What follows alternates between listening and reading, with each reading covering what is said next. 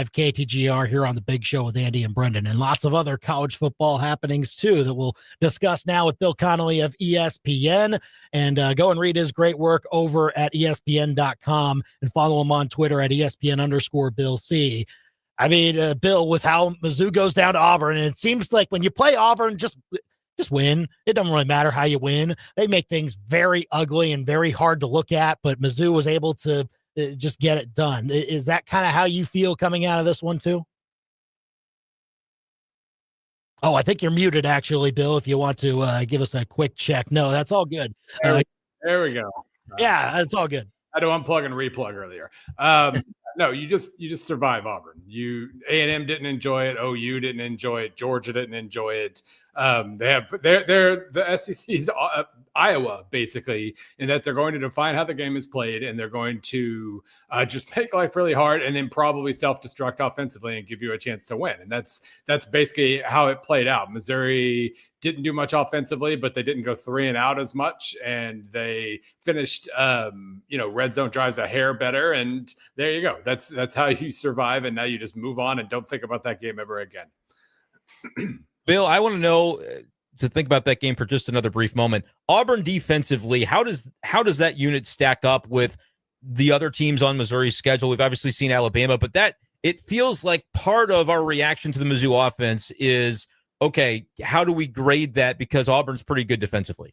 Yeah, I mean, I think if you're being kind to Missouri here, you can just point out that they played 3 teams that are in the defensive, in the top 20 of my defensive SP Plus rankings. They've scored over 20 points each time. That's not necessarily easy to do. Now, they needed overtime to do it in this one, I guess. But Auburn's 10th. Auburn is, Alabama's 14th, South Carolina 17th.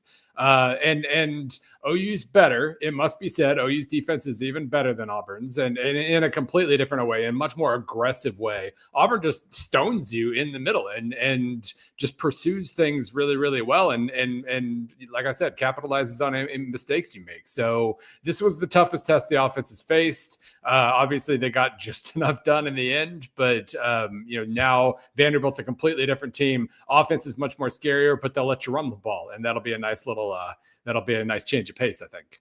Bill Connelly of ESPN here on the Big Show, KTGR and the KTGR app. How then do you also evaluate a quarterback like Bo Prabula, who kind of had to carry a little more of the load in that game, throwing it 40 times? It obviously goes to double OT, and that kind of creates that. But How did you see his performance relative to maybe what we've seen in the past from him? Yeah, obviously, 2 interceptions is never good, but one was an arm punt after a bunch of other mistakes there right at the end of the half when you had to try to make something happen. So I thought for the most part, especially late when things got really dicey and they couldn't make any super costly mistakes, he played things safe, but he threw accurately on the shorter passes. They moved the chains quite a bit, and there's nothing about this performance that was amazing, but nobody's going to look amazing against Auburn. So you just have to take the kind of mistake-free approach. And despite 2 picks, I thought he was mostly mistake-free. How do we look ahead at this Vanderbilt matchup, Bill? Their offense is as good as any in the country. For people that weren't awake to Vanderbilt, you saw the game against LSU, and now you're probably seeing it.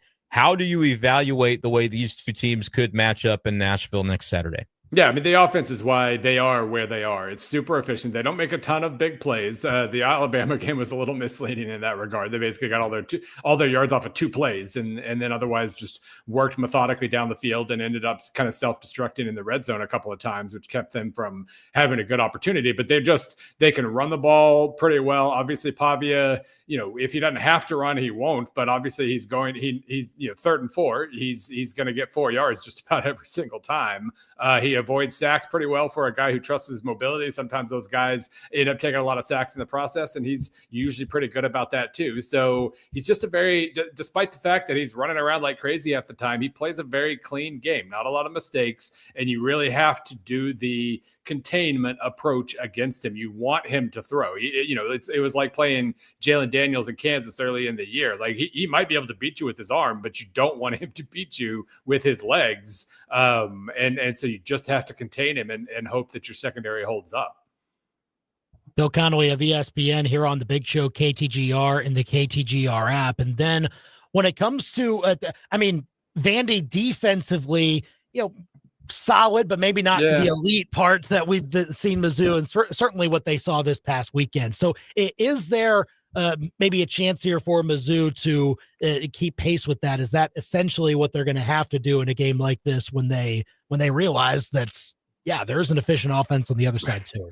Right. Yeah. No, I mean, they've given up at least 21 points the last 4 games, 35 to Utah State. They'll try to force the issue a little bit. They'll try to force 3 and outs. They'll try to, create some turnover opportunities, but you can counterpunch against them. You can hit them with some bigger plays. Not that Missouri does a ton of that, but could. And I think the most important thing for Missouri is after 2 straight weeks of really good run defenses, Vanderbilt's 65th in my rushing success rate measure, 62nd in yards allowed per run.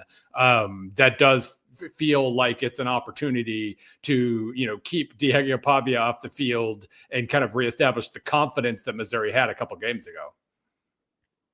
And I want to get some thoughts from you, Bill, on the rest of the SEC because it was a loaded weekend. I guess we'll start with Georgia, Ole Miss. It seemed like there would just be no stops at all in this game. Georgia's defense eventually adjusts to what the Rebels were doing, and they're able to win that game in the end, 43-35. How do you evaluate those teams coming out of that marquee matchup from the weekend? I still, in terms of units or players, I still don't know what Georgia has that's actually elite in any way. But their fight is the best fight in the conference. If you don't knock them out, they're eventually going to put you away. And obviously, Ole Miss, when their offense was just absolutely humming, they forced a couple field goals, but they weren't able to make some good defensive stops. Gunnar Stockton's been really good. I don't know if we would consider him elite or not, but he's really, really good Georgia quarterback and makes a lot of throws when he absolutely has to. But I thought it was a missed opportunity for Ole Miss. They're really, really high upside team. And, Trinidad Chambliss, all the talk about him being in the biggest, loudest environment of his life, he handled it perfectly for 3 quarters. And then Georgia ramped it up at the end and Ole Miss backed down. So, yeah, it's so funny. We have like 7 teams in this conference that can still pretty realistically think about winning the conference. But between Ty Simpson's third down passing and Georgia's fight, it is kind of hard not to picture an Alabama-Georgia SEC title game at the end of this, and that stinks. I want Vandy Mizzou or something creative, and not another Alabama-Georgia.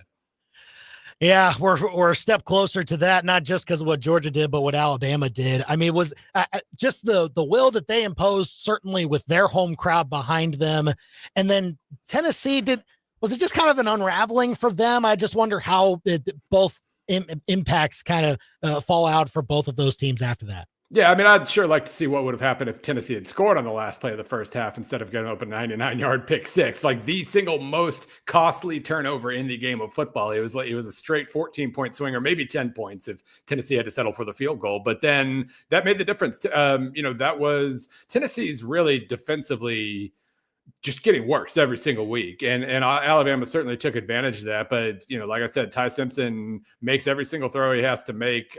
He's not getting the help from the run game that he's used to. And they still have the short game they need. They still have the third down passing. And, obviously at this point now, unless they slip up to South Carolina like they almost did last year, they are they've survived that ridiculous stretch. And now they get maybe sort of an off week against South Carolina. I want to keep asking about SEC, but I also know that there's some stuff around the country brewing. Do you see the potential kind of setting up for some nightmare scenarios for SEC teams with the Texas Tech and Miami losses over the weekend? Suddenly we're picturing the potential to have these leagues that we were kind of saying, all right, they'll have their one bid. It's going to get messy for some of these leagues. How do you view the way those results and maybe some others that I'm not thinking about might impact things for deserving potentially like 10-2 SEC teams? Yeah, I think, really, you could almost flip that around and say the Texas Tech and Miami losses made it less likely for the Big 12 and ACC to get multiple teams in, because they could have gotten to the finish line 12-0 and then been in regardless, even if they got upset in the conference title game. But yeah, I mean, that is kind of the major question. I still think any 10-2 team is safe because there's still going to be a lot of losses as this season goes on. And, the fact that we're already down to so few, 5 or 6 unbeaten teams overall, I do think, you're probably safe if you're at 10-2. But, if Texas Tech and Miami both went out But like Georgia Tech, for instance, they're kind of in control of their own destiny at the moment too. There are still BYU as well, I guess. So there are still some scenarios where those conferences get more than one in. But yeah, no, I'm still thinking 10-2 safe. And it'll be really interesting to see if you have, just the mix there, because Notre Dame's certainly looking like a pretty elite team at the moment, but they got to win out because they're not getting in at 9-3, but that could be another 10-2 team in the pile. Well, it still seemed Bill Connelly of ESPN with us here on the Big Show KTGR. It sure seemed after Notre Dame took care of business against USC, though. I mean, with what's left, yeah. I mean, I guess Navy's still unbeaten, but that's still, we saw how like Notre Dame Army went when people were hoping that Army would pull off that big upset, and that didn't happen. Just, do you see a real tripping point now for Notre Dame? Because again, it's only going to take one, but will that one actually come here in 5 weeks? Yeah, I was curious this morning. I looked at like their resume SP Plus ranking from my stuff. I looked at strength of record. They are kind of borderline already in that kind of 12 to 13 kind of neighborhood in terms of their ranking. But their strength of schedule is only going to get worse from here. Navy is interesting enough. They did handle Navy and Army last year, and so it's hard to get your hopes up about that. I'm really curious about Pitt, because in 3 weeks they have to play at Pitt, and suddenly Pitt put in a freshman quarterback a few weeks ago and is suddenly playing like a top 20 team. So that one could be a little deceptively interesting, but still, you figure they're good enough to handle that. Syracuse has fallen apart this year. Boston College has fallen apart. Stanford doesn't seem to have much to offer, although they did just beat Florida State, I guess. So yeah, they're going to have to, I would say I recommend continuing to pile on style points as they did against NC State and Boise State, because yeah, there's not a lot of challenge here. With other games coming up this weekend as well, obviously a lot of attention on Mizzou. Vandy certainly here, but also in the SEC, Oklahoma hosting Ole Miss. We just view those two units, Oklahoma's defense versus Ole Miss's offense. What's going to budge? I just wonder how you see that key matchup playing out, Will. Yeah, that one's going to be super interesting. I mean, Chambliss, obviously, at the end of the Georgia game, that was an environment they couldn't quite handle. They seemed to kind of blink in the moment. Now comes Oklahoma's just so aggressive. They're just going to send guys into the backfield over and over and over again. And technically that opens you up to potential counter punches. But it also, ask Jackson Arnold how that works. They sacked him 9 times. And it was an important 9 sacks. They needed all those 9 sacks. It is kind of a decent matchup for Ole Miss, I think, on defense, because they obviously struggle dramatically to stop the run. That was a problem before the Georgia game. Now it's an obvious problem. But OU doesn't run the ball all that well. They're going to put the ball in John Mateer's hands, and that at least sort of plays to Ole Miss's strengths in that regard. I don't really know. I think Oklahoma is probably in a pretty good position here, but I could kind of talk myself into anything with this matchup. It seems that way. And then I feel kind of the same way about A&M and LSU. Yeah. I mean, obviously LSU is margin of error is gone for them. They're a 2-loss team, losing at Vandy. And then A&M, of course, with the run they've been on, still one of those unbeatens. But everyone talks about that environment and whether you can score your best in that environment either. What's the key, you think, for either team as they head into Death Valley here? Yeah, I do think this will be a really interesting test for Marcel Reed. I mean, A&M, they're probably best offensive line in the conference. That should help with some of the, just keeping Marcel Reed protected in the backfield and whatnot. And LSU's run defense isn't just amazing. So maybe they're able to kind of dictate the tempo that way. But it does they're not real good on third downs, A&M's offense. They're on passing downs in general. They're not all that hot. It does feel like there's an opportunity there. Marcel Reed is such a confusing quarterback. About 3/4 of the time, he's awesome, and he kind of throws a pass you're not real sure about, and makes some mistakes where the judgment kind of goes away for a second. And yeah, like you said, in that environment with an aggressive defense that does defend the pass really well, if they are able to create a bunch of 3rd and longs, they could make a bunch of stops and buy some time for the LSU offense, which needs help still. Certainly so. And a lot else to get to for this college football weekend. Of course, we'll have pretty much all of our attention on Vandy and Mizzou, and we'll be watching it along with Bill Connelly of ESPN. Again, great college football content to go and check out now at ESPN.com and on his Twitter page at ESPN_Bill C. Thanks for coming on the Big Show, Bill. Hope you're well. We'll talk again soon. Sounds good. It is 4:44.